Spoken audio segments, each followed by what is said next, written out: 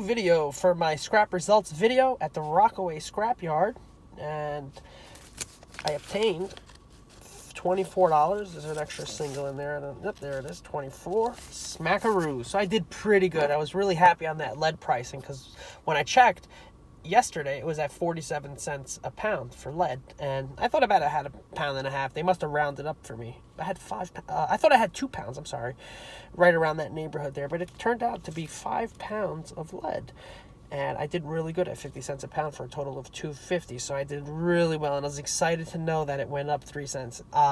Actually, I met Tom from iScrap, so I was very happy to meet Tom.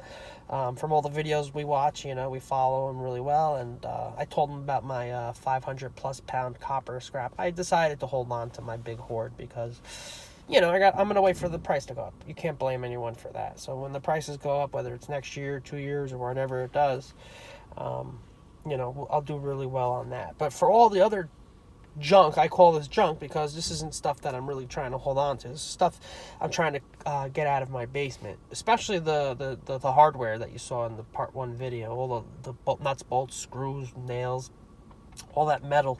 I just wanted it out of my basement. I didn't get anything for it, but I did some local price shopping, and because I did really well on these prices, it overrided what you're talking, maybe $2 in steel. It wasn't worth driving all the way to another location for the steel. I was trying to find another scrapper, bringing in a steel hoard, just to help him out, add to his stack. But instead, I gave it to Rockaway Scrap for as a donation, as in good faith recycling. At the end of the day, it's going to the recycling process, which we should all be clapping our hands about, because, that type of stuff would get thrown in the regular garbage, and actually that's where I actually got all that crap from. Granted, I cherry-picked all the good stuff out of it, but that's what you do, and that's what the reason was behind it, which is fine, but it all got sorted out in my basement and properly disposed of.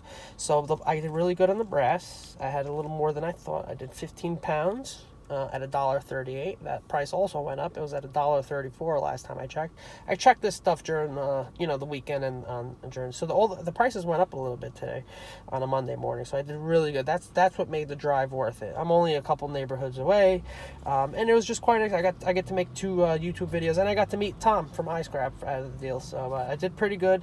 And granted, what I like, I've been getting lucky. They round to the nearest dollar. So I'm assuming if it's 50 cents and up, you'll get the dollar amount in the plus zone, and if it's 50 cents and down with the remain like 23.42, it'd probably give you $23. So I've been getting lucky on that. So I call that the lottery ticket there. So good for me. That's $1 plus. Which is fair, you got to scrap because the machine probably doesn't dispense any change, which I'm sure it doesn't, and that's why you get the actual, rounded to $1 amount. The computer wire, I just gave all this bullcrap wire that I didn't even plan on saving. It just happened to be, thrown in the corner. I'm like, yeah, I did pretty good though.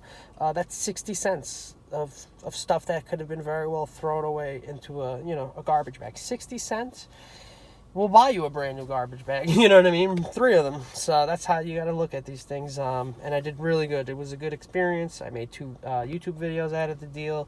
I did really good on lead. I've never ever recycled lead before, and I did really good for my first time ever bringing in lead. That was part of that hoard. There were these old wrenches that were cut. So the guy that I got all this hoard from, the house cleaning that I went from that day to pick up last year, I ended up going through it these past couple days, organizing stuff, and I pulled that. I realized it was lead because of how malleable it was. I would be able to it was like bendable wrench handles, like literally like an adjustable wrench. It was a handle of a wrench, so it was really I knew it was lead. Lead when you can bend it. You're like, okay, this is lead, not aluminum. I don't understand why they made lead wrenches back then. Would be a good interesting history topic for manufacturing of tooling and things back.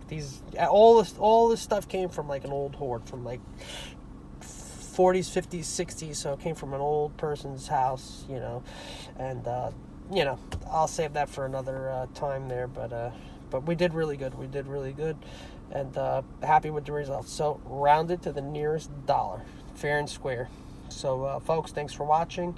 All the best. Hats off to Tom from iScrap and all of us in the community. Recycling is good, and if you can get a couple dollars doing it, it's even better. All right, folks. catch you on the next one. Peace.